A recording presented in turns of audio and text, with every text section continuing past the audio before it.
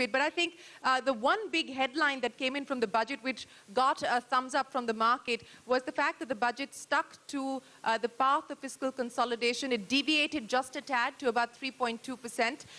The FRBM panel, led by you, Mr. Singh, the recommendations haven't been accepted yet, but we understand that the government will take them on board. You have suggested a fiscal consolidation roadmap of 3%. The finance minister says he will do 3% the year after.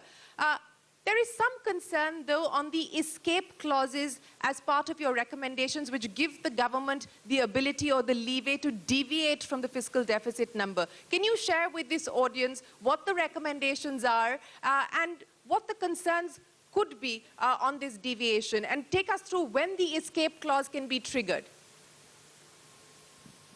Well, Shireen, I think that you have almost presumed that the government have decided to put the report in the public domain. Of course, the finance minister has been generous in devoting a reasonable coverage of the contents of the report. I think that, as you rightly pointed out, that as the finance minister has said in his budget speech, that we have recommended debt being made as a principal macroeconomic anchor. This is to align India's macroeconomic stability policy with the best global practice, and we recommended a debt to GDP ratio of 60%, 40% for the central government, 20% for the states, to be achieved by 2023. And for that, we have calibrated the path of fiscal deficit along with the revenue deficit, which will enable this optimal debt GDP ratio to be reached, which of course has many multiplier effects. I mean, it would be viewed very positively by the investors. The fact that the fiscal consolidation has continued has got a thumbs up from the market, as also the fact that the finance minister has indicated his intention to return to 3% fiscal deficit next year and to continue on that trajectory for several years to come. So this has really enthused investors. It will lend confidence and predictability to our fiscal strategy, and this is likely to be rewarded in multiple ways, which has already begun in a significant way by the markets really beginning to look up.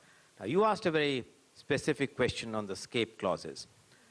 Now, you know, Shireen, the second generation fiscal reforms globally, all over the world, have escape clauses. Escape clauses are put there that there are some conditions under which governments are obliged to deviate from the accepted path of fiscal consolidation or the accepted fiscal roadmap. And we have stipulated these conditions. We have made it firewall as much as possible. We have stipulated, for instance, one of the conditions, in fact, the finance minister read out in his speech yesterday, far-reaching structural reforms which have unintended revenue consequence to be one of the factors on which, of course, there are others, like, for instance, acts of war, collapse of agriculture, collapse of GDP, and so on. These are not, these are very, very unusual events which do not occur on a daily basis. I'm sorry to interrupt you, but you were talking about structural reforms that could have unintended consequences on revenue, sir. Would the GST perhaps qualify as such a structural reform? Well, I think this interpretation of whether it does or it does not in our report is contingent on the recommendations of an institutional mechanism which we have proposed in the report, which is a fiscal council.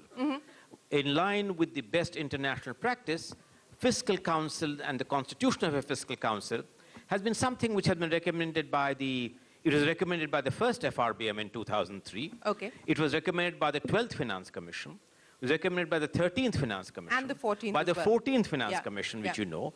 But we have said that the invocation of the escape clause and whether or not the conditions are ripe for that kind of an invocation to take place should ordinarily happen based on the recommendations of the Fiscal Council. Okay. I think the Finance Minister has been quite honest that since the Fiscal Council has not been constituted as yet, he has not invoked the escape clauses and just taken a very marginal deviation to really 3.2. Before I toss it